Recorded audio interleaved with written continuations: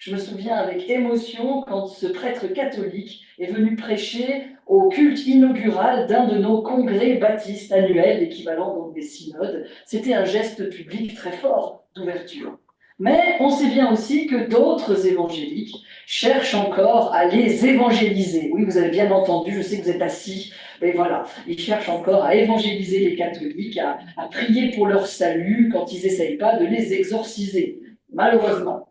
Parmi ces évangéliques-là, on va reprocher à l'œcuménisme, mot d'ailleurs qu'on n'aimera pas utiliser, de conduire au syncrétisme, de n'être qu'une mode très humaine, une œuvre purement humaine, et que de toute façon, les catholiques, tout ce qu'ils veulent, c'est un retour de tous à Rome, et que, je continue, où ça va au niveau cliché, vous voyez un peu, et donc ici, que si on est engagé en œcuménisme, on renonce à la vérité de l'évangile et on perd son identité.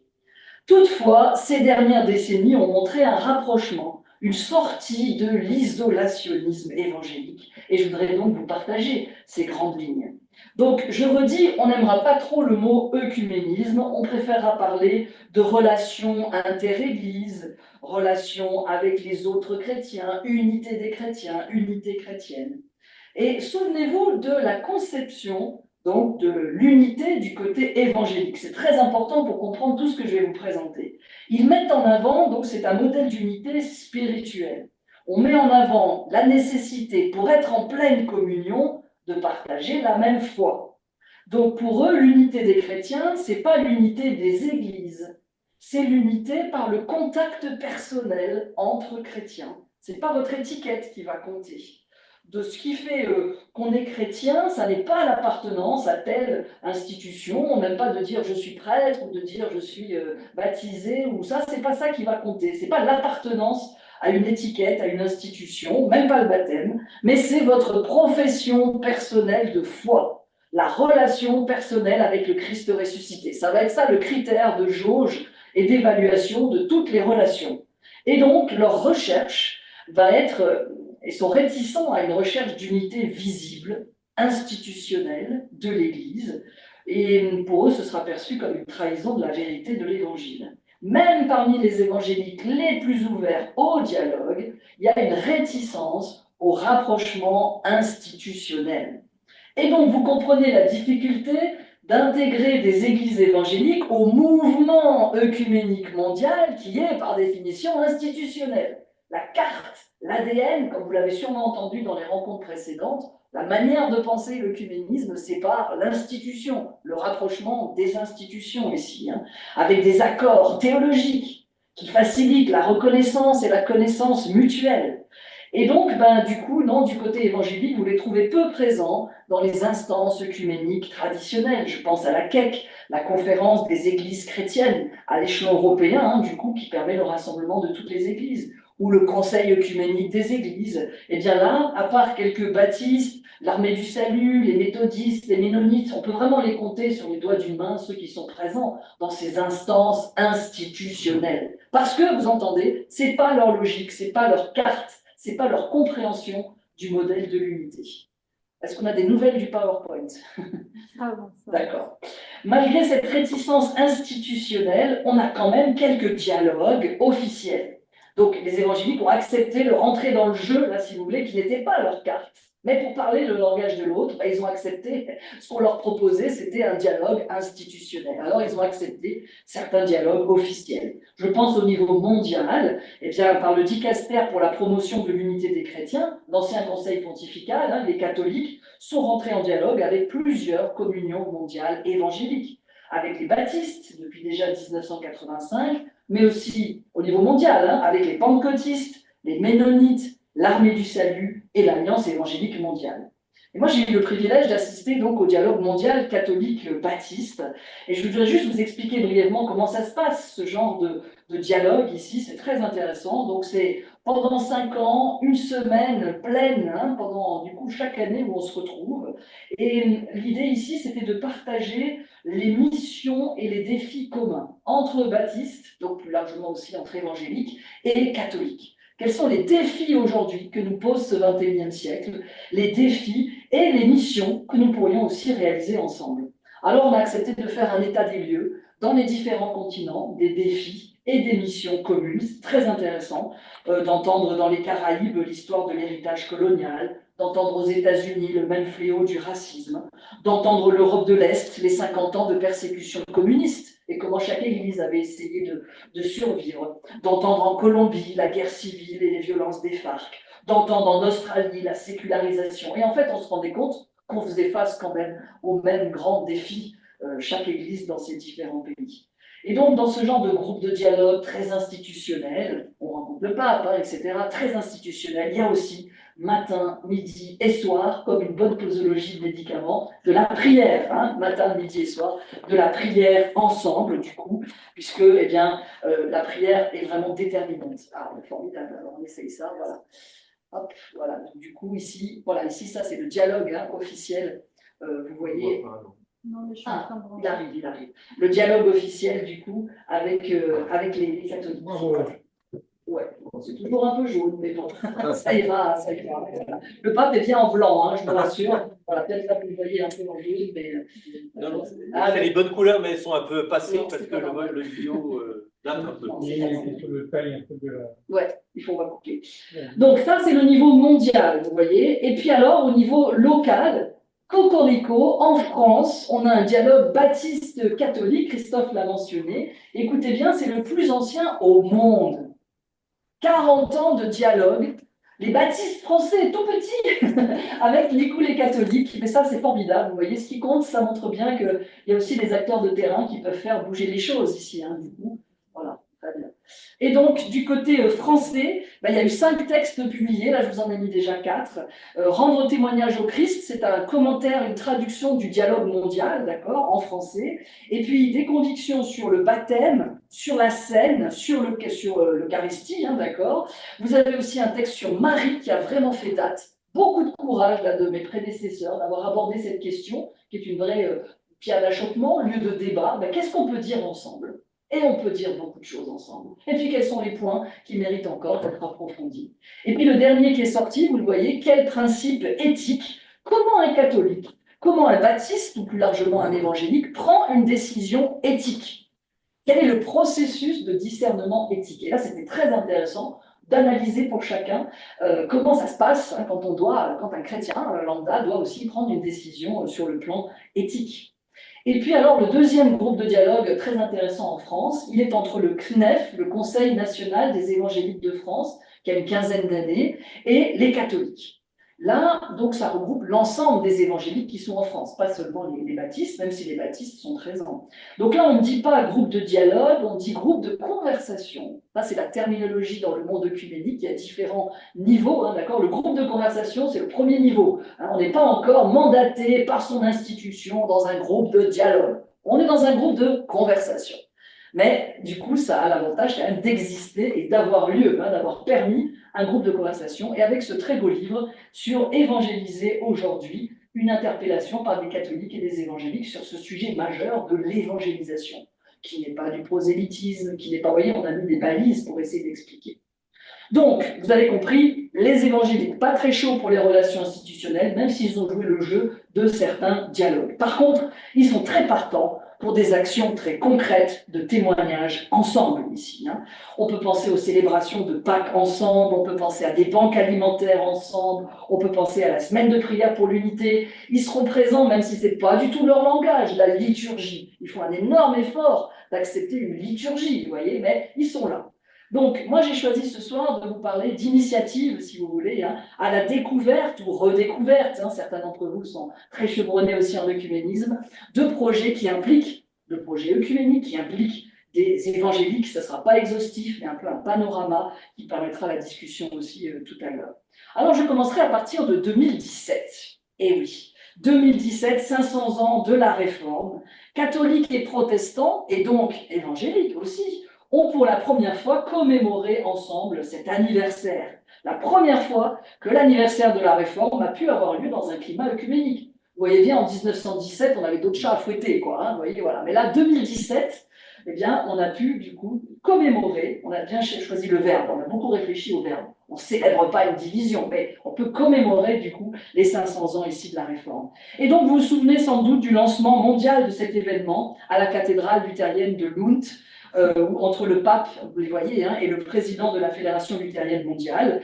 Et ce lancement officiel a permis ensuite, dans beaucoup de pays, de pouvoir commémorer ensemble on va dire, les 500 ans de la Réforme. Et donc en France, ça a été protestant en fait, à Strasbourg, ici, grande fête de 3 jours, où aussi des évangéliques, avec les autres protestants, ont pu fêter ici, du coup, les 500 ans de la Réforme.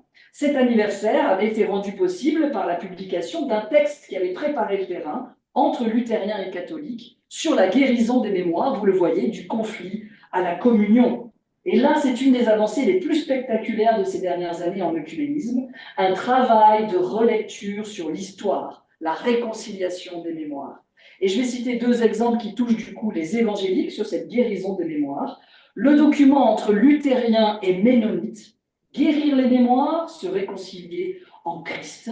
Eh bien, dans leurs remarques conclusives, ils ont émis une demande de pardon du côté luthérien, puisqu'ils avaient persécuté au XVIe siècle à mort les ancêtres des Ménonites, les Anabaptistes, et donc une demande de pardon de la part des luthériens. Et ça s'est traduit très concrètement, vous le voyez en photo, lors d'une assemblée de la Fédération luthérienne mondiale en 2010, lors d'un culte solennel de réconciliation, se terminant par ce très beau geste liturgique de lavement des pieds, pour symboliser que désormais, ils voulaient vivre une relation d'amour et de service. Les Ménonites, ce sont des évangéliques, ils sont en dialogue pour rentrer à la fédération protestante et je m'en réjouis. Oui, bien sûr. Le PowerPoint apparemment ne passe plus à travers le Zoom, mais je ne sais pas pourquoi, d'un coup. Moi, j'y ai touché à rien, elle est partie. Oui, parce qu'elle D'accord, je te laisse essayer de gérer ça. Hein. Dans le registre de demande de pardon, il y a eu un geste inattendu qui a surpris tout le monde. C'est lorsque le pape François, le 28 juin 2014, donc on est au début du pontificat, s'est rendu en Italie, à l'église pentecôtiste de la Réconciliation. Ça ne s'invente pas. Hein. Et donc là, pendant son homélie, donc église pentecôtiste en Italie, en parlant de la trahison des frères de Joseph dans la Genèse, vous vous souvenez de cette histoire, il se met à demander pardon pour les frères et sœurs catholiques qui, par le passé, ont persécuté et dénoncé leurs frères pentecôtistes. À peine il y a une génération, hein, on mettait en prison les pasteurs pentecôtistes. Et voilà ce qu'il déclare. Sur ce chemin, donc le pape dans son homélie, sur ce chemin, nous avons fait si souvent la même chose que les frères de Joseph, quand la jalousie et l'envie nous ont divisés. Ils sont d'abord arrivés à vouloir tuer leur frère, et puis à le vendre. Le frère Giovanni a lui aussi parlé de cette triste histoire où l'évangile pour certains était vécu comme une vérité et ne se rendait pas compte que derrière cette attitude il y avait de mauvaises choses, des choses qui n'étaient pas du Seigneur, une mauvaise tentation de division. Cette triste histoire dans laquelle on a fait la même chose que les frères de Joseph, la dénonciation. Et alors je poursuis ici, hein, et donc il dit « Je suis le pasteur des catholiques. Je vous demande pardon, il dit aux frères et sœurs pentecôtistes, je vous demande pardon. Je demande pardon pour ces frères et sœurs catholiques qui n'ont pas compris qu'en faisant ça, ils étaient tentés par le diable et qu'ils ont ainsi fait la même chose que les frères de Joseph. Je demande au Seigneur qu'il nous donne la grâce de reconnaître et de pardonner. » On en a peu parlé, hein, mais alors du côté pentecôtiste, on en a beaucoup parlé de cette demande de pardon ici. Et à la fin de l'homélie, il conclut « Nous sommes sur le chemin de l'unité entre frères. Cela étonnera certains que le pape aille à la rencontre des évangéliques, mais en fait, je suis allé rencontrer des frères. Des frères. Là, c'est 2 exemples, vous voyez, de comment on peut vivre cette guérison des mémoires. Et finalement, tout ce travail-là nous a appris 2 choses.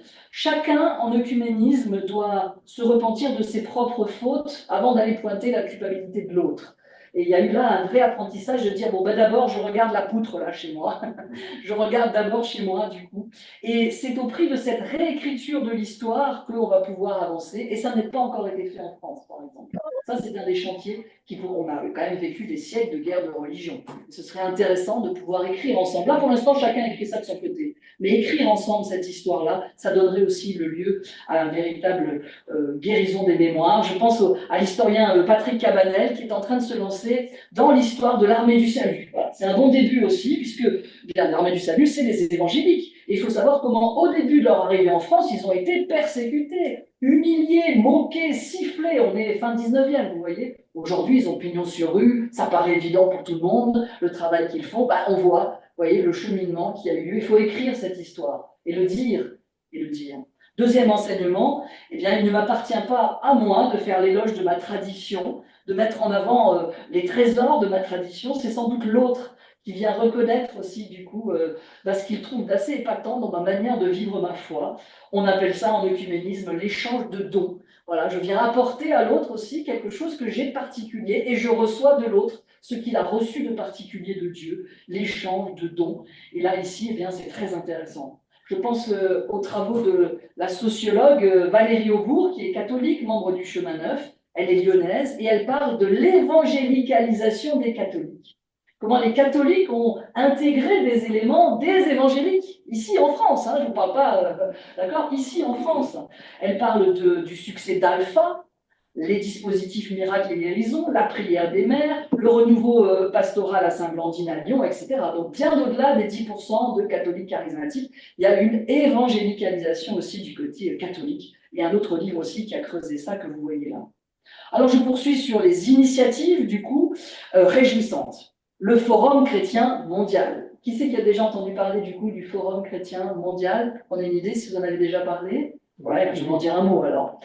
Ça, c'est une des avancées majeures des dernières décennies aussi en œcuménisme. Eh bien, c'est les responsables du Conseil œcuménique des Églises, la plus large organisation hein, d'églises chrétiennes dans le monde, qui se sont rendus compte qu'il manquait du monde autour de la table, là, quand même. Si vous voulez. Il y a des gens qui n'étaient pas là, en particulier du côté évangélique, charismatique, pentecôtiste, ils n'étaient pas là. Or, ils constituent une part grandissante du christianisme. Et donc, ils ont eu l'idée du forum, le Forum chrétien mondial, un espace, pas une institution, vous voyez, un espace de rencontre et de partage, avec deux idées novatrices qui ont permis du coup aux évangéliques de participer. D'abord des quotas, c'est-à-dire qu'on va mettre en présence, quand il y a une rencontre du forum, 50% de chrétiens venant des églises classiques, les réformés, les orthodoxes, les catholiques, et 50% qui viennent de ces églises évangéliques, pentecôtistes, charismatiques, pour qu'ils se sentent en confiance. Voyez, et donc ça a permis du coup justement qu'ils se sentent en confiance. Et deuxième chose, une méthodologie nouvelle, différente. Quand on se rencontre, les participants répondent à deux questions. Comment ai-je rencontré Jésus? Qu'est-ce que ça a changé dans ma vie? On commence la journée, la rencontre, par cette question, un témoignage de foi. Alors du côté catholique, orthodoxe ou terreau-réformé, on n'est pas très à l'aise, on n'est pas très habitué. Les évangéliques sont comme un poisson dans l'eau. Ils ont tellement l'habitude de ce mode, de ce registre du témoignage, hein, à leur baptême, puisque c'est un baptême d'adulte, etc. Ils ont l'habitude du témoignage. Et là, du coup, eh bien, de commencer par ces questions, ça a complètement changé la rencontre. Et ça a permis des évêques luthériens ou anglicans, du coup ici, Christophe, je te laisse voir, voilà, ça a sauté. C'est ça. Ça a permis du coup des rencontres entre des pasteurs pentecôtistes, des archevêques catholiques, des théologiens réformés orthodoxes, des évêques luthériens anglicans, de se rencontrer au-delà de leur étiquette, de leur fonction, vous voyez, et de se rencontrer comme frères et sœurs. Ça a permis ça, vous voyez ici. Hein. Alors, il y a plusieurs niveaux de rencontres. Il y a un niveau mondial, là c'est les grandes communions mondiales qui envoient leurs cadres, hein, leurs responsables si vous voulez. Donc il y a eu 4 rencontres là depuis 20 ans. La dernière vient d'avoir lieu au Ghana et ils travaillent en particulier la question de la persécution. Mais il y a aussi un échelon national. Et nous ici en France, eh bien c'est France, Suisse, Belgique, c'est la francophonie européenne qui se retrouvent. La première rencontre a eu lieu à Lyon, en novembre 2018, 200 responsables. 200 responsables de tout le christianisme en France, Belgique, Suisse, ici. Écoutez la liste des dénominations, c'est un vrai festival, mais il faut le prendre comme une action de grâce ici. Par ordre alphabétique. Adventiste, anglican, apostolique, arménien, baptiste, charismatique, catholique romain, copte, évangélique indépendant, luthérien, méthodiste, ménonite, orthodoxe, pentecôtiste, réformé, salutiste, syriaque et vieille catholique. Tout le monde était là. Même ceux qui d'habitude ne sont pas forcément à la table de l'œcuménisme, vous voyez. Avec donc la toute dernière rencontre qui a eu lieu à Liège, là, en novembre 2024. Et puis aussi un échelon local. dans une ville. Et Montpellier a pris à relever ce défi-là. Du coup, eh bien, c'était en mai 2024. Il y a vraiment un avant et un après dans une ville, quand au niveau d'une ville, on peut aussi vivre cette dimension-là. Voilà le commentaire des responsables du forum à propos de cette pratique, de cette méthodologie. La pratique du partage des itinéraires de foi est fondamentale pour le forum. Nous croyons que c'est l'une des contributions uniques du forum au corps de Christ. Elle démystifie et surmonte les différences entre nous. Elle emmène l'appréciation mutuelle. Elle encourage l'humilité et nous aide à reconnaître l'œuvre du même Saint-Esprit dans nos vies respectives. Oui, je vois que le Saint-Esprit agit dans ta vie. J'entends ce que Dieu a fait dans ta vie et du coup, je te reconnais comme frère et comme sœur ici. Donc ça, c'est une avancée là, majeure, vous voyez, des dernières décennies. Autre avancée, eh bien, la déclaration conjointe sur la doctrine sur la justification, la doctrine de la justification, signée le 31 octobre, c'est pas un hasard, hein, 31 octobre, le jour où Luther avait placardé ses thèses, donc 31 octobre 1999, un accord entre la Fédération luthérienne mondiale et l'Église catholique. Et donc ça, c'était vraiment un pas décisif dans l'unité. Les églises signataires disaient, eh bien désormais, nous avons la même compréhension là, de la justification par la foi qui nous avait tant divisés il y a 500 ans. C'est bien seulement par la grâce, dans la foi en l'action du Christ, et non par quelques mérites que nous sommes sauvés. Pour ça, vous allez me dire, mais ce pas les évangéliques. Écoutez la bonne nouvelle, c'est qu'une fois que les luthériens et les cathos ont signé, eh bien, des évangéliques ont aussi, du coup, d'autres confessions, d'autres communions mondiales ont signé, les méthodistes, les anglicans, les réformés, les baptistes réfléchissent à une réponse, et d'autres encore. Donc, vous voyez, ça, c'est très réjouissant aussi, cette nouvelle-là.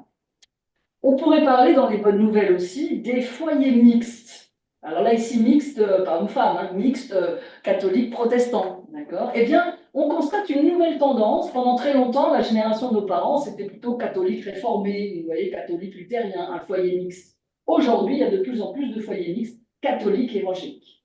Et ça crée de nouvelles discussions, de nouvelles richesses et aussi de nouvelles difficultés. Et donc, du coup, hein, ils doivent beaucoup réfléchir là-dessus. En Suisse, c'est un mariage sur deux qui aujourd'hui est mixte, hein, par exemple. Donc c'est vraiment un enjeu. On n'a pas les stats en France parce qu'on n'a pas de stats confessionnels. Mais voyez, en Suisse, on sait que c'est un mariage sur deux. Donc c'est une vraie réalité. C'est un laboratoire d'œcuménisme, ces mariages mixtes ici. Hein.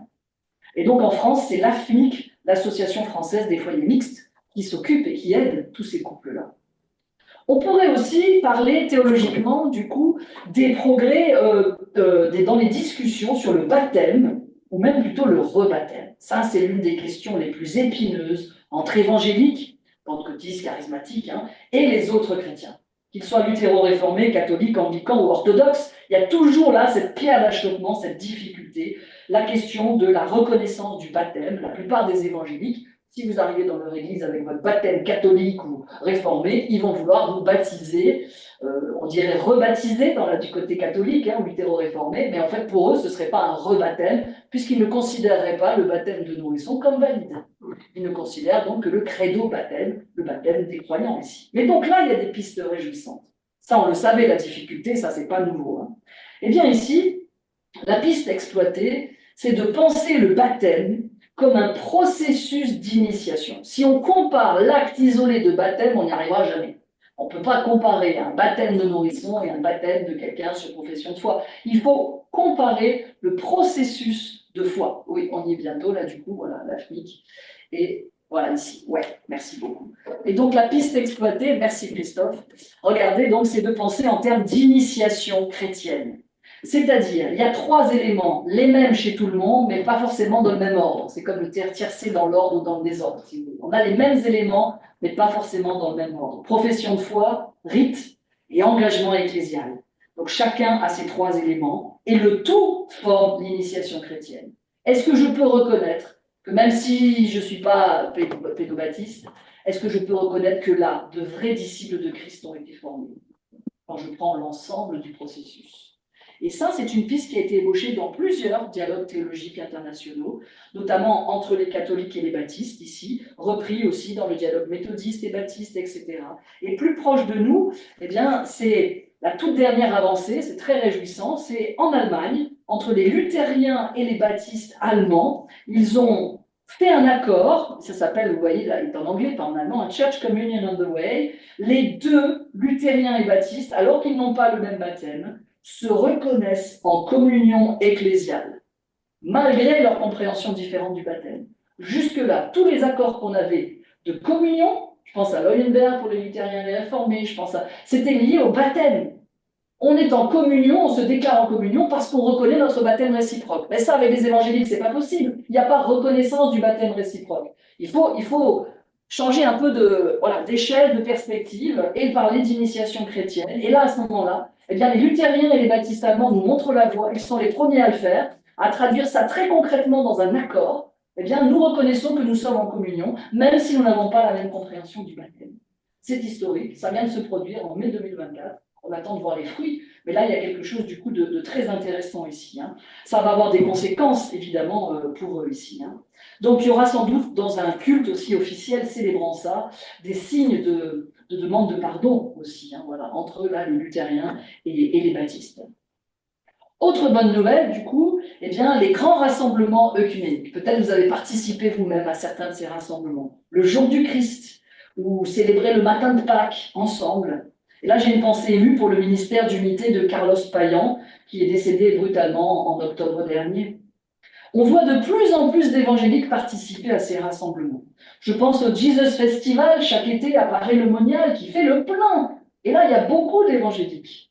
Alors, c'est moins le cas à Thésée, par exemple, qui est formidable ministère de Thésée, mais les évangéliques français n'y vont pas vraiment. Donc, il faut le constater. Voilà, il y a encore une réticence. Il y a des évangéliques d'autres pays, mais du côté français, voilà, on n'y va pas beaucoup ici.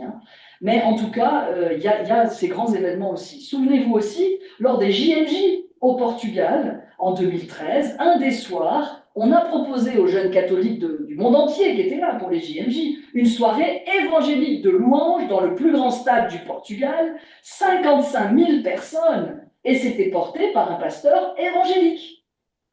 Il s'appelle Rodrigues Pereira, en portugais, et donc c'était intégré au programme officiel des Journées mondiales de la jeunesse, et ça montre bien, ça s'appelait The Change en portugais, le changement ici, une soirée de louanges et de témoignages inédite par son ampleur, un événement œcuménique au cœur des JMJ. Vous vous rendez compte de ce que ça représente, de ce que ça veut dire, porté par le Chemin Neuf, par exemple. Dans les bonnes nouvelles, on a aussi tous les lieux de collaboration et d'entraide. Il y a des initiatives depuis des décennies, comme certaines banques alimentaires communes, le travail à l'ACAT, et on va fêter leur anniversaire, l'accueil des migrants. Je pense à Lille, par exemple, où les églises de la ville se sont mis ensemble, notamment autour donc, de l'église baptiste, l'église évangélique, mais avec aussi beaucoup de catholiques, pour l'accueil des mineurs migrants. Les mineurs migrants ici, du coup, qui sont hors radar, qui ne disposent d'aucune aide, etc. Donc ces actions caritatives communes. Je pense à la maison Timad, ça veut dire la bonne maison je pense à Timad, c'est un projet œcuménique à Vannes. Là, ils se sont rendus compte du drame des violences conjugales. Ça, c'est des combats que je porte beaucoup. On s'est rendu compte que c'était un facteur aggravant d'être croyante, qu'il y avait plus de violences conjugales chez les chrétiens que chez les non-chrétiens. Et donc là, les chrétiens se sont mis ensemble à Vannes, catholiques et évangéliques ensemble, pour ouvrir deux chambres, deux lieux d'accueil pour les femmes victimes de violences conjugales. Chacun n'aurait pas eu la force tout seul, mais à deux, du coup, là, ils se sont entraînés, et ça, c'est une magnifique initiative. Je pense aussi à l'initiative de Label Vert, d'accord, Label Église Verte, plus de 500 églises labellisées, toutes dénominations, même des communautés, et dont certaines, du coup, évangéliques ici. Donc c'est égliseverte.org, et donc là, ça rassemble tous ceux qui ont envie de vivre une transition écologique ici. Comme autre bonne nouvelle, ça fait du bien, les bonnes nouvelles, je ne sais pas vous, mais ça réchauffe, un soir d'hiver, là, comme ça. Bonne nouvelle, l'hymnologie, le gros mot pour dire nos cantiques, nos chants, d'accord. Alors c'est frappant de voir la porosité entre différents milieux chrétiens au niveau de l'hymnologie. Les chants, les cantiques circulent facilement d'une confession à l'autre. Peut-être vous avez vu les vidéos, parce que ça a fait le buzz, c'est en termes de millions de personnes, de ce chant. Comment ne pas le louer? Je ne saurais pas le chanter devant vous, mais comment ne pas le louer? Te louer. Comment ne pas te louer? Voilà, il y a la chorégraphie et tout, on pourrait demander. Voilà. Mais on a tous entendu cette ritournelle ici, composée par un prêtre camerounais qui est devenu viral. dans toutes sortes d'églises, hein, et on l'a chanté aussi, puisque les gens se sont postés en vidéo en train de le chanter, c'est des églises du monde entier, et aussi des églises évangéliques ici. Hein. On l'a même chanté à la réouverture du temple d'Anduze, en septembre dernier ici. Hein. Mais je pense au groupe EXO, un groupe évangélique qui a influencé le groupe Glorious, un groupe catholique. Et donc maintenant, eh bien, on a des chants de Glorious qui sont repris dans les églises évangéliques. Leur Notre Père, par exemple. Il y a eu les Angel Music Awards, bon là elles se sont arrêtées, mais pendant plusieurs années, elles récompensaient du coup les meilleurs groupes de louanges. Et honnêtement, c'était toujours entre un catholique et un évangélique. Vous voyez, c'était ça ici, ici. Hop. Comment est-ce que je... Parce que là maintenant on est dans Zoom, on n'est plus dans. Ouais, d'accord. Non, je t'en prie. Les Angel Music Awards. Je pense à toutes ces initiatives de chants communs qui ont été enregistrées et largement diffusées, par exemple pendant le confinement, ou pour Pâques, ou pour les JO, tout ça sous le nom Bénédiction France. Bah, c'était fait avec des catholiques, des évangéliques, hein, du coup, Bénédiction France ici. Hein. Je pense à l'école Pierre à Lyon, qui forme des cadres de louanges, aussi évangéliques et catholiques. Alors voilà un peu pour les bonnes nouvelles. Alors une où je suis encore plus impliquée, c'est la Fédération protestante de France. C'est vraiment un lieu aussi, du coup, où on a cette rencontre entre évangéliques et les autres chrétiens. C'est un lieu privilégié, non seulement pour l'œcuménisme intra-protestant, mais aussi pour la relation avec les autres, puisqu'on va le voir, c'est par la Fédération protestante que beaucoup d'évangéliques ont une relation œcuménique, en fait, avec les autres. Donc dans la Fédération protestante, il y a des évangéliques, il ne faut jamais l'oublier, 20 unions d'églises évangéliques, notamment la plus grande de France, Vie et Lumière, les Tziganes, d'accord. Donc la plus grande ici, on a 20 unions dans la Fédération protestante, à côté de l'uthéro-réformé, comme les PUDF ou l'UEPAL. Et donc certaines de ces unions sont aussi membres du CNEF, double affiliation, d'accord. Et on se souvient tous de la crise fédérative en 2017, après le synode de l'EPUDF, pas loin d'ici, à Sète, qui a décidé la possibilité de la bénédiction de mariage pour les personnes de même sexe. Mais après un travail en profondeur, donc après la décision, les évangéliques de la fédération ont voulu partir, d'accord. Donc c'était la fin de la fédération. Et puis après un travail en profondeur, une révision de la charte, ils ont décidé de rester ici avec leurs frères et sœurs réformés et luthériens, en redisant que ce qui nous unit est plus fort que ce qui nous sépare. On n'a pas dit que ça arrêtait de nous séparer, mais on a dit que ce qui nous unissait était plus fort que ce qui nous sépare ici. Le travail dans les aumôneries, les commissions, les émissions radio, télé, qui nourrit vraiment ces relations-là très fortes entre l'uthéro-réformé et l'évangélique. Mais donc c'est aussi par la FPF qu'il y a un œcuménisme avec les catholiques, les orthodoxes, etc.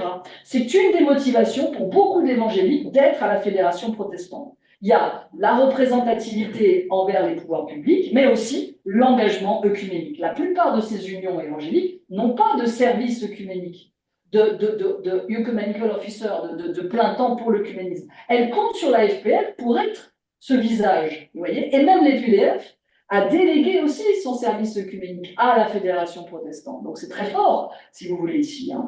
Et donc c'est la FPF qui représente ces unions à la CEC, dont on a parlé tout à l'heure, la Conférence des Églises chrétiennes en Europe, qui dialogue avec les institutions européennes. C'est par la FPF qu'ils sont représentés au Conseil œcuménique des Églises. C'est par la FPF qu'ils sont au CCEF, qui réunit donc le Conseil des Églises chrétiennes en France.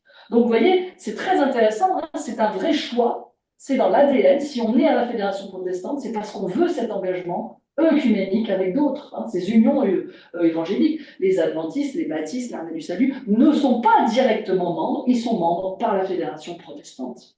Et c'est donc aussi au sein de la Fédération que vont pouvoir se vivre les grandes mutations du protestantisme français. Nous sommes en pleine mutation, vous y assistez en direct, mutation du protestantisme français. Les dernières enquêtes nous montre qu'il y a désormais plus d'évangéliques que de luthéro-réformés en France. Je ne vous parle pas dans les pays Brésil ou tout ça, non, je vous parle en France. Il y a aujourd'hui plus d'évangéliques que de luthéro-réformés, en particulier grâce aux évangéliques qu'on appelle afropéens, hein, que les sociologues appellent afropéens, c'est-à-dire ils sont européens d'ascendance africaine ou antillaise, ils sont nés ici, hein, ils sont deuxième ou troisième génération de migrants ici. Alors certains ont intégré des églises, on va dire, caucasiennes, mais d'autres ont constitué des églises de la diversité, des églises de migration, des églises mosaïques. Le terme n'est pas encore arrêté, il y a encore réflexion et débat sur ce terme.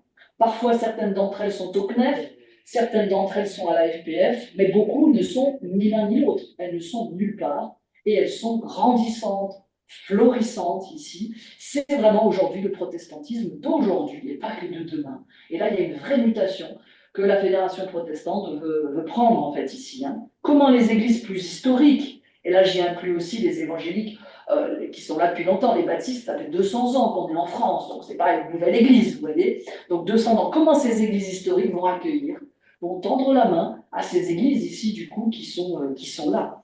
Et donc on a une longue, vous voyez, expérience dans la Fédération protestante de coexistence, de coopération entre évangéliques et luthéro-réformés. Et on espère que ça va aider, vous voyez, cette rencontre, ce rapprochement ici.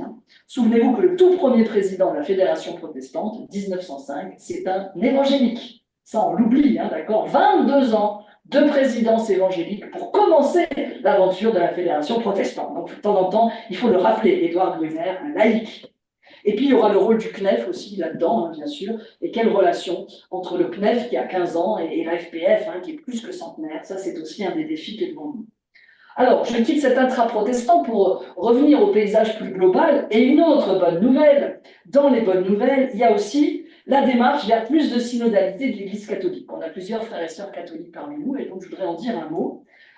Comme Christophe l'a dit, j'ai le privilège d'être invité comme invité œcuménique. Donc on dit délégué fraternel. C'est beau, même si on est une sœur, on est délégué fraternel, d'accord?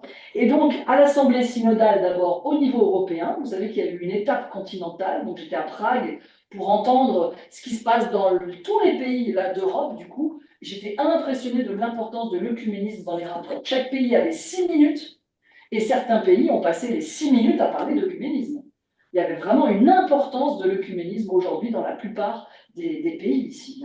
Et donc ensuite, eh bien, les 2 sessions à Rome, en octobre 23 et en octobre 24, ce qui voulait dire, quand il disait que ce n'était pas terminé, c'est que maintenant on a la réception. Bien sûr, la session, elle est terminée, mais c'est un mouvement, une dynamique, et donc maintenant c'est la réception qui est en jeu, puisque les groupes de travail sont toujours au travail. Vous voyez, donc c'est pour ça qu'on dit que c'est encore en cours ici. Bon, je n'aborderai pas tous les points du synode, mais au niveau de la dimension œcuménique, parce que ça c'est vraiment une bonne nouvelle, elle a traversé tout le synode. Comme c'est résumé dans le rapport final, et la version française est maintenant disponible sur synode.va, Vatican, la version française du rapport final, et vous savez que le pape l'a prise telle qu'elle, il ne fera pas d'exhortation finale. Donc c'est ce texte-là qui est magistère maintenant ordinaire. Et bien voilà ce qu'on lit dans le rapport final, la synodalité n'existe pas sans dimension œcuménique. Et le cardinal Ulrich, qui était rapporteur général du synode, quand voilà, je l'ai salué au début du synode, il m'a dit merci d'être là, sans vous ce ne serait pas la synodalité. C'est ça qu'il voulait dire. Sans vous ce ne serait pas la synodalité. Et le souffle œcuménique a traversé tout le synode. D'abord, j'espère qu'on pourra avoir les photos quand même, parce que c'est très visuel cette histoire. Donc ça va revenir. Il y a eu cette veillée œcuménique en 2023 par lequel on a commencé le synode. Vous vous rendez compte ? Il y a le choix de commencer le synode par une veillée de prière œcuménique. C'est inédit, c'est historique, ça s'était jamais fait. Et c'est Thésée à qui on avait confié ça. Donc ça, c'était octobre 23, ici. Et cette veillée, donc organisée pour les jeunes, par frère Aloïs et Thésée, a vraiment donné le ton.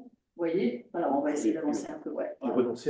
Non, non. Donc ça, c'est la Fédération protestante. Si vous voulez l'histoire de ce que je vous ai raconté, de la crise et de comment on l'a surmontée, c'est dans un livre, puisque donc c'est Christian Krieger, l'actuel président, et moi-même qui avons mené voilà, toute cette transformation. Donc ce livre, Un nouvel élan.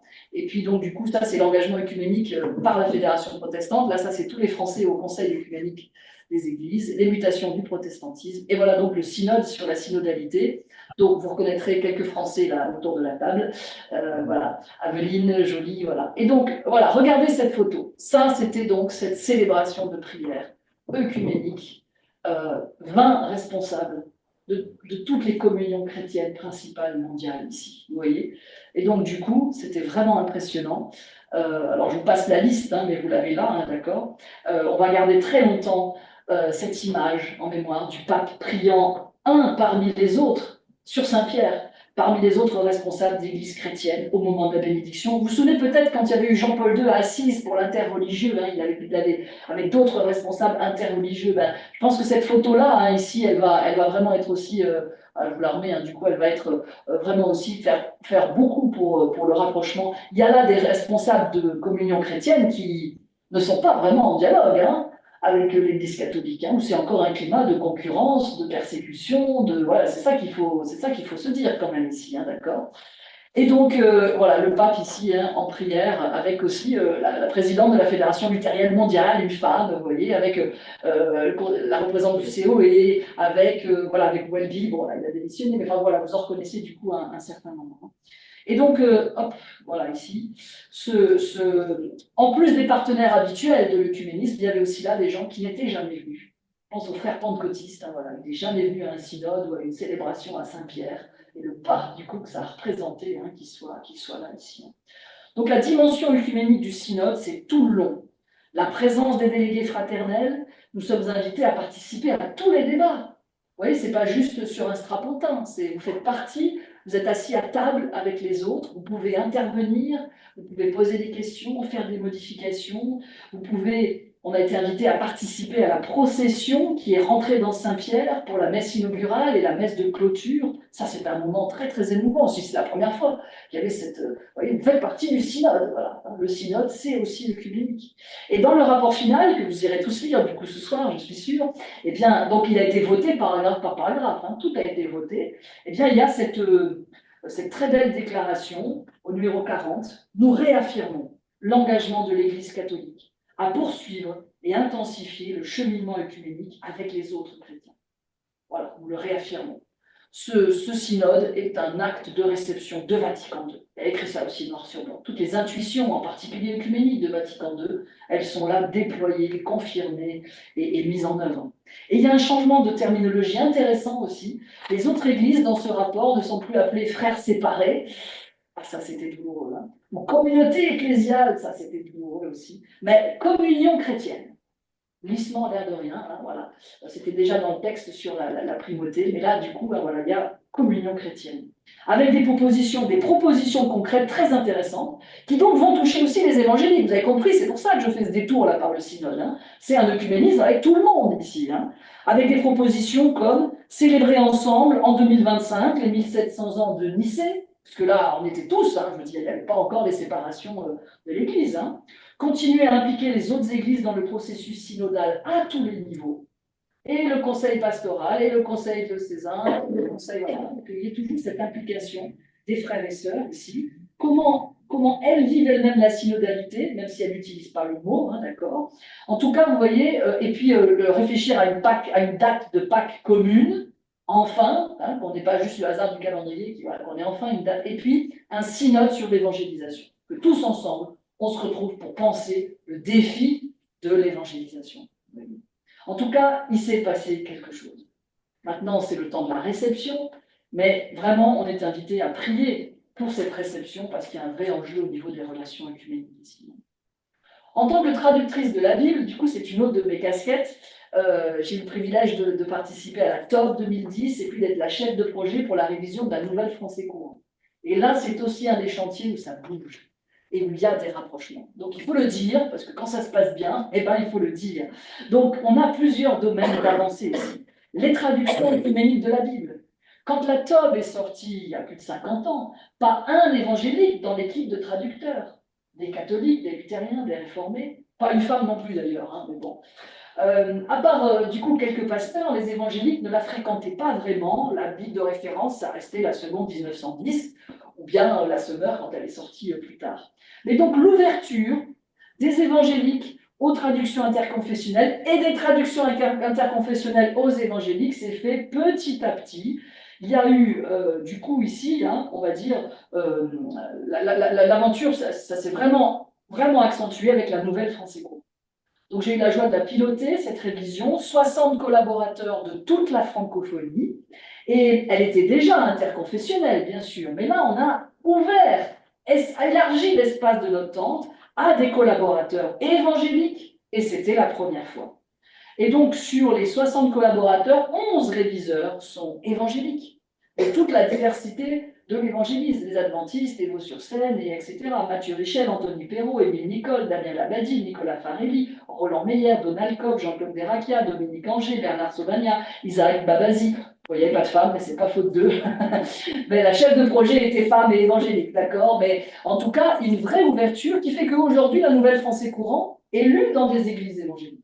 en proclamation, si on n'a pas de Bible liturgique en protestantisme. Donc, on doit choisir, c'est le pasteur ou l'équipe de liturgie qui choisit la version qu'ils vont utiliser. Eh ben, j'ai la surprise, moi je tourne beaucoup, dans beaucoup d'églises évangéliques, de voir la Nouvelle Français Courant, Bible interconfessionnelle, Bible œcuménique, être utilisée. Alors, pas pour les deutérocanoniques, hein, voilà, mais être utilisée, du coup, vous voyez, ça c'est très bon signe. Ça c'est vraiment un signe d'unité ici. Hein. Et donc, vous voyez, malgré des divergences herméneutiques qui sont toujours là, on ne va pas se cacher, eh bien, il y a eu des théologiens évangéliques français, des enseignants de Vaud, de Jean Calvin, de Collonges, qui ont collaboré, du coup, à ce projet interconfessionnel. Donc, elle circule ici. Hein. Et puis, deuxième domaine d'avancée, ici, biblique, les événements et les projets œcuméniques que la Bible inspire, ou qui ont pour objet la Bible. Ici, on pourrait mentionner évidemment l'exégèse. Hein, voilà, on a tous les commentaires bibliques. Aujourd'hui, c'est courant pour un commentaire évangélique de citer l'exégèse catholique ou luthéran réformé, et inversement, sans se taxer d'antichrist, hein, évidemment. Ça se faisait sinon, ça. Hein, voilà. On pourrait citer aussi l'ACFEB, l'Association catholique pour l'étude de la Bible. Donc ça réunit tous les exégètes. Moi, je suis membre, comme beaucoup. Alors, ils ont beaucoup discuté sur le C de catholique. Ils ont décidé de le garder, mais ça inclut aussi des protestants, d'accord, ici. Les expos Bibles de l'Alliance biblique française qui circulent partout, dans toutes les églises. Il faudrait parler des sociétés bibliques. Dans le monde entier, elles réunissent des chrétiens de toute confession pour traduire et diffuser la Bible. Il y a même aujourd'hui des accords officiels au niveau du Vatican avec les sociétés bibliques pour promouvoir les traductions interconfessionnelles de la Bible, pour dire c'est bon, pour dire allez, on accorde le Nilostad, hein, le magistère, on accorde ici l'imprimatur, hein, d'accord, et on a même vu des évangéliques à la tête du coup de sociétés bibliques. Donc, on a vraiment besoin, ça c'est un défi collectif ensemble, d'encourager la lecture de la Bible. Et même du côté évangélique, parce que les enquêtes nous montrent qu'ils lisent la Bible de moins en moins. Alors que jusque-là, hein, on disait, ah, au moins les évangéliques, ils ont la lecture de la Bible. Ah, alors écoutez bien, entre 2000 et 2017, une enquête qui a montré que la lecture régulière de la Bible, donc régulière, ça veut dire une fois par semaine ou quelques fois par mois, hein, la lecture régulière, elle est passée de 78 à 53% chez les évangéliques. Donc ça fait quand même un évangélique sur deux seulement qui la lit une fois par semaine ou quelques fois par mois. Vous vous rendez compte? Vous avez bien entendu le chiffre, hein, 1 sur 2 ici. Hein. Et la catégorie des évangéliques qui disent ne pas la lire, mais alors pas du tout, ou quasiment jamais, est passée à 36%. Vous avez bien entendu 3 et 6, 36. C'est terrible, c'est effrayant. Hein, de dire voilà, ben voilà. Donc du coup, c'est bien un défi qu'on partage aussi, celui-là, de donner le goût de la lecture de la Bible ici. Hein. De même qu'un évangélique sur 10 aujourd'hui ne fréquente pas d'église. On est en train de devenir des églises de multitude. Voilà. Et ça aussi, c'est un phénomène sociologique assez, assez frappant. Dernier exemple au niveau projet biblique. Est-ce que certains ont entendu parler du projet de la Bible manuscrite pendant le confinement? Certains ont peut-être participé, hein, voilà, on a des copistes, oui, très bien, parmi nous. Eh bien ça, c'était un très beau projet qui a réuni des chrétiens de toutes les chapelles et aussi des évangéliques. Pendant le premier confinement, une œuvre collective où on a proposé à 500 copistes de toutes les dénominations. Vous avez recopié quel chapitre, là, ceux qui ont... Vous vous souvenez? Apocalypse 19. Apocalypse 19. La Babylone. Ouais. D'autres ont été copistes? Ouais. Alors regardez un peu, hein, c'est magnifique. Donc 500 copistes ici, regardez 1 Corinthiens 13. Donc chacun était libre ici de faire avec l'écriture qu'il voulait, hein, mais c'était la Nouvelle Français Courant. Et voilà, et donc ça nous a donné, regardez le Notre Père, hein, qui était magnifique ici. Regardez, ça c'est les pages d'ouverture d'un livre. Hein, voilà. Alors devinez la confession de celui qui a fait Pierre, hein, par exemple. Voilà. Mais vous voyez, Apocalypse, tu vois, avec le dragon, hein, on voit bien ici. Voilà, alors il y en a qui ont écrit chaque lettre dans une couleur différente. Hein, voilà, on a eu, voilà, vous voyez un peu. On a eu ici tous les âges, toutes les confessions, ici, d'accord. Et hop, voilà ici. Hein. Et donc ici, cette Bible manuscrite, elle existe, hein, c'est un objet, on peut la faire venir hein, dans son église pour un événement spécial ici. Et c'était, on a eu aussi quelques VIP, hein, du coup on a Raïm Corsia, le grand rabbin, on a eu Denis Mukwege, le prix Nobel de la paix, vous savez, l'homme qui répare les femmes, et il a écrit ce très beau psaume, je lève les yeux vers les montagnes, d'où me viendra le secours? Et il a dit, c'est ce psaume qui me tient debout, qui me porte. Donc c'était vraiment très émouvant ici d'avoir ça. Bon, Olivier Giroud aussi, hein, voilà. On fait toujours attention parce qu'on a peur que quelqu'un nous l'arrache, vous voyez, un fan fan, il n'a pas signé, hein, donc, mais en tout cas, c'était très beau de voir pendant le confinement de ce projet, vous voyez, qui est né là, de cet amour aussi là, commun qu'on a pour la Bible. Pour finir ce panorama où il y avait beaucoup de bonnes nouvelles, il y a quand même quelque chose de plus dramatique en œcuménisme, c'est ce qu'on appelle l'œcuménisme de sang, et qui malheureusement progresse aussi, notamment pour les chrétiens d'Orient. Voilà comment le pape François l'expliquait dans un entretien. Le journaliste lui dit: l'unité des chrétiens est-elle pour vous une priorité? Oui, répondit-il. Pour moi, l'œcuménisme est prioritaire. Aujourd'hui, il y a l'œcuménisme du sang. Dans certains pays, on tue les chrétiens parce qu'ils portent une croix ou ont une Bible. Et avant de les tuer, on ne demande pas s'ils sont anglicans, luthériens, catholiques ou orthodoxes. Le sang est mêlé. Pour ceux qui tuent, nous sommes chrétiens. Nous sommes unis dans le sang, même si entre nous, nous ne parvenons pas encore à faire les pas nécessaires vers l'unité. L'œcuménisme de sang. Et le pape explique, là, vous voyez, cet œcuménisme de souffrance. Les récents événements en Syrie, au Nigeria, et puis plus modestement en France, à Nice ou à Rouen, on a vu cet œcuménisme de sang. Et là, c'est l'ONG évangélique Portes Ouvertes aussi qui nous alerte sur toutes ces situations où il y a des chrétiens persécutés. Alors, beaucoup d'initiatives très positives, mais on n'oublie pas aussi la prière pour nos frères et sœurs persécutés ici. Alors, dans ces initiatives, vous aurez sans doute remarqué que j'ai souvent parlé d'initiatives entre catholiques et évangéliques. Vous avez remarqué ça, hein, de plus en plus ici. Alors, je voudrais quand même faire un zoom là-dessus, c'est intéressant. Bon, d'abord, parce que majoritairement, hein, évidemment, les catholiques sont plus nombreux que les orthodoxes, par exemple. Vous voyez, hein, dans d'autres pays, ce serait peut-être autre chose. En France, il se trouve que c'est surtout les catholiques. Mais quand même, il y a peut-être d'autres facteurs qui peuvent expliquer ce rapprochement, et c'est intéressant de s'interroger dessus. Là, je suivrai l'analyse de Sébastien Fath, qui nous parle de ces tendances de fond qui, selon lui, expliquent ce rapprochement évangélique-catholique et qui donc favorisent l'œcuménisme, même si on ne prononce pas le nom, d'accord? Les progrès de l'œcuménisme des théologiens et des institutions, c'est-à-dire si du côté catho ça bouge, c'est-à-dire si au niveau de la tête on dit on peut y aller, eh ben, le prêtre de paroisse, il a le feu vert pour y aller, si vous voulez. Hein. Donc il a fallu que ça bouge au plus haut niveau pour qu'ensuite ça ruisselle, si vous voulez. Donc il y a quand même eu les progrès de l'œcuménisme, on va dire, institutionnel. Il y a bien sûr le défi posé par la sécularisation. Ben, en France, on est tous devenus minoritaires. Plus personne n'est église d'État ou église majoritaire. On est tous devenus, vous voyez, minoritaires. On est tous dans la sécularisation. Et donc, on a un combat commun ici. La recrudescence des persécutions, et là il parle au niveau mondial, mais aussi du coup, la laïcité c'est une très belle chose, hein, les protestants ont toujours soutenu, mais le laïcardisme par contre, hein, voilà, cette suspicion à l'égard des religions, ça c'est autre chose, d'accord? Et là évidemment, ben, ça nous a rapprochés aussi. Hein. Et puis un âge dans notre société là postmoderne de l'authenticité, où on a une mise à distance des idéologies au profit de l'expérience. Et ça, du coup, ça a pu favoriser cette rencontre entre catholiques et évangéliques. Et il cite un certain nombre d'initiatives, il y en a que j'ai déjà mentionnées, mais il cite aussi la prière interconfessionnelle, où de plus en plus d'évangéliques osent venir participer ici. Il cite le militantisme éthique. C'est quand catholiques et évangéliques sont allés manifester ensemble, comme pour la manif pour tous, hein, pour défendre certaines valeurs. Certains ont appelé ça l'œcuménisme des tranchées aussi, voilà. Et puis, il y a aussi les passerelles charismatiques. Paris, tout est possible, embrasse nos cœurs. Je pense à l'anniversaire des 50 ans du renouveau charismatique, hein, ça c'était en juin 21, où des charismatiques de toute confession, donc des catholiques, mais aussi des protestants, ont été invités, des évangéliques, à Rome.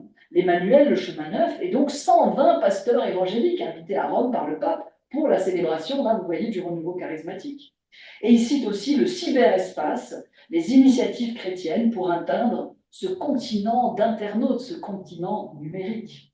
J'en ajouterai peut-être deux autres à sa liste qui ont favorisé aussi ce rapprochement, la création et l'existence du CNEF, le Conseil national des évangéliques en France, parce que le fait qu'ils se regroupent, les évangéliques, ça a permis du coup aussi une émulation pour le dialogue, pour la coopération. C'était la fin d'un isolationnisme, et donc du coup qui a fait qu'on se rend compte qu'on n'a pas la vérité tout seul, et donc on peut élargir le cercle, si vous voulez, de plus en plus ici. Hein. Avec voilà, cette faculté à se diviser là, qui a été un peu mis en sourdine. Et puis, on parlait de la laïcité aussi, cette laïcité de soupçon, la loi confortant les principes républicains, hein, du coup, dont on a tous souffert ici. Hein.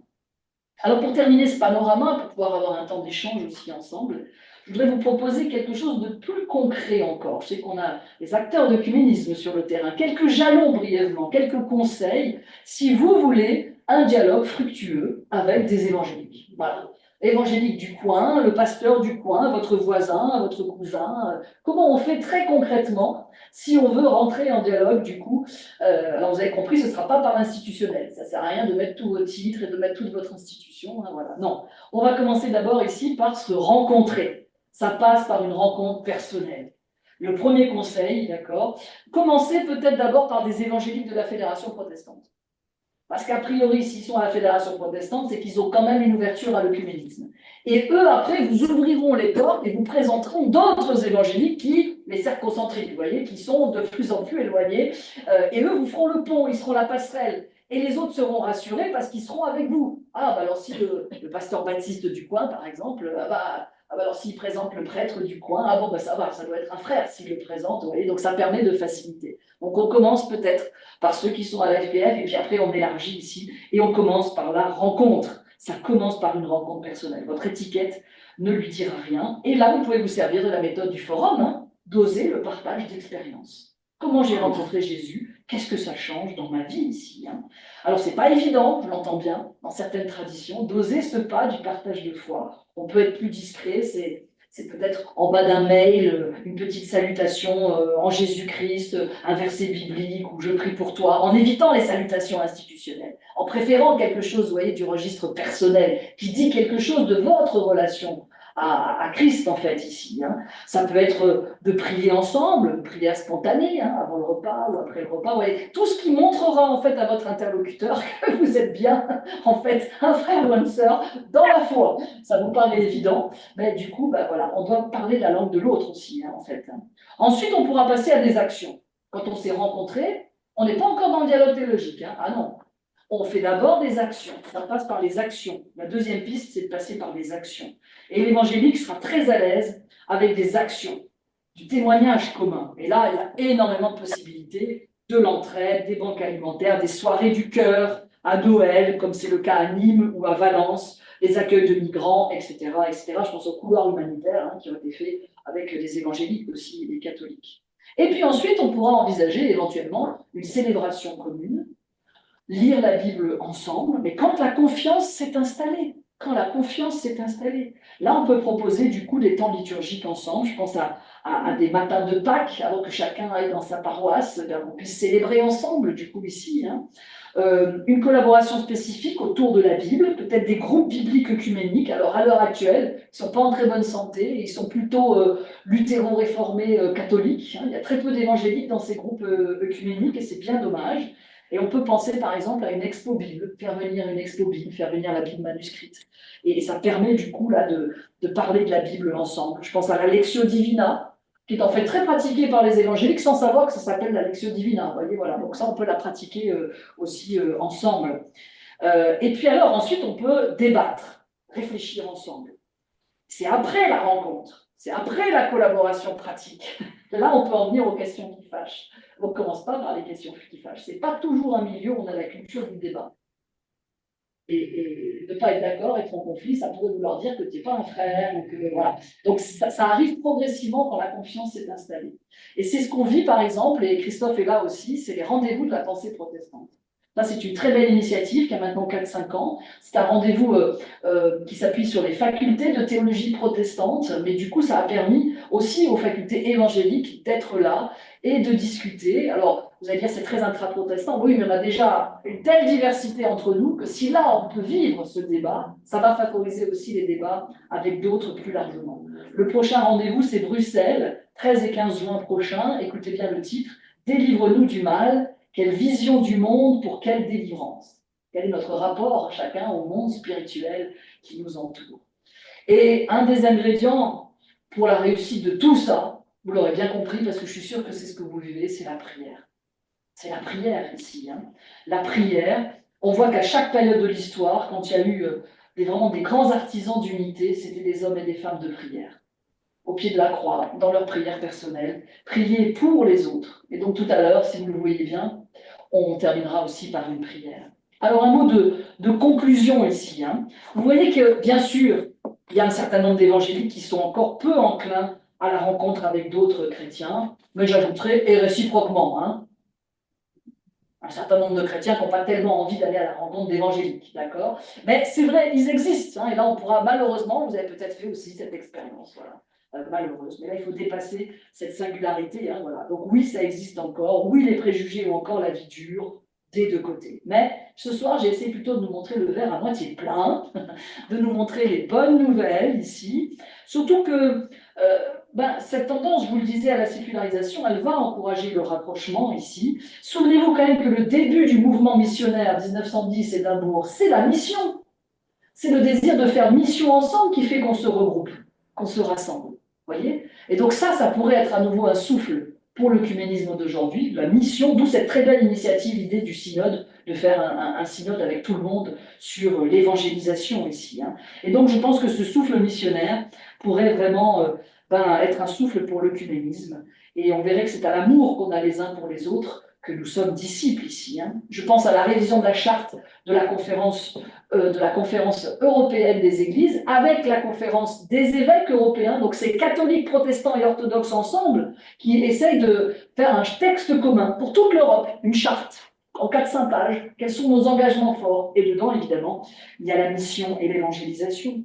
Je pense au 4e congrès du mouvement de Lausanne à Séoul, c'était en septembre 24. Donc le mouvement de Lausanne, c'était Billy Graham et John Stott, et ils ont impulsé pour le mouvement évangélique un lieu de rencontre des évangéliques du monde entier, un grand synode, si vous voulez, pour les évangéliques du monde entier. Et ça a marqué, c'est tous les 15 ans, hein, donc il ne faut pas le rater, hein, tous les 15 ans, vous avez ça, avec la production d'un texte qui est un peu comme une boussole pour les évangéliques du monde entier. Ils n'ont pas de magistère, ils n'ont pas de pape, mais c'est un peu un texte boussole. Il y avait eu l'engagement du Cap, par exemple, le dernier, c'était 2010, l'engagement du Cap. Et bien là, il y en a un qui vient d'avoir lieu, du coup, en 2024, et c'est vraiment autour, si vous voulez, du mandat missionnaire et autour de l'évangélisation. Je pense que là, cet élan missionnaire peut vraiment rejoindre ce que j'ai entendu aussi au synode, en fait, vraiment, le désir d'être une église missionnaire, en fait, ici. Alors, vous voyez, les médias nous disent qu'on est dans un hiver œcuménique.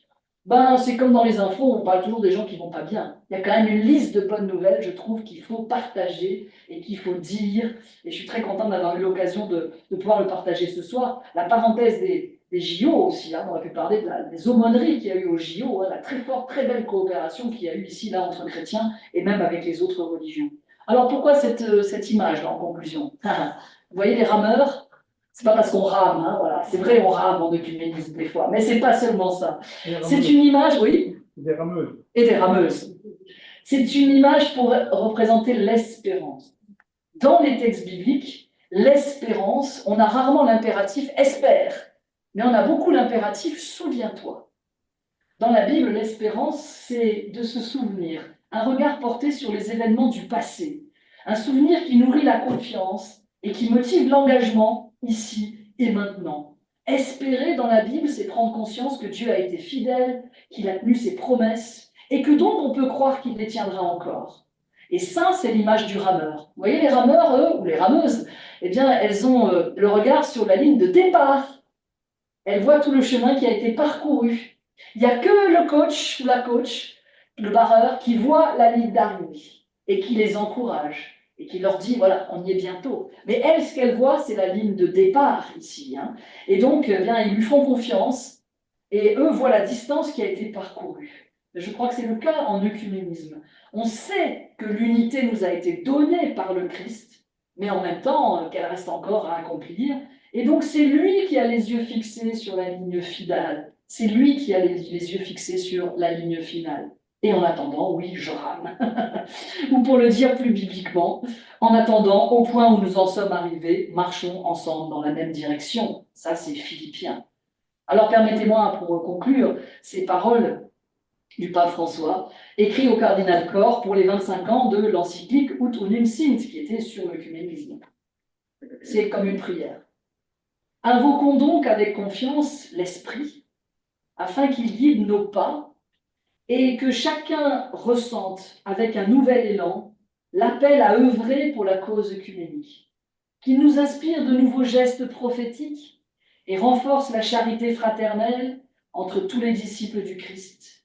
pour que le monde croie, et ça c'est bien sûr c'est Jean 17, et que se multiplie la louange au Père qui est dans les cieux. On aimerait dire Amen. Hein.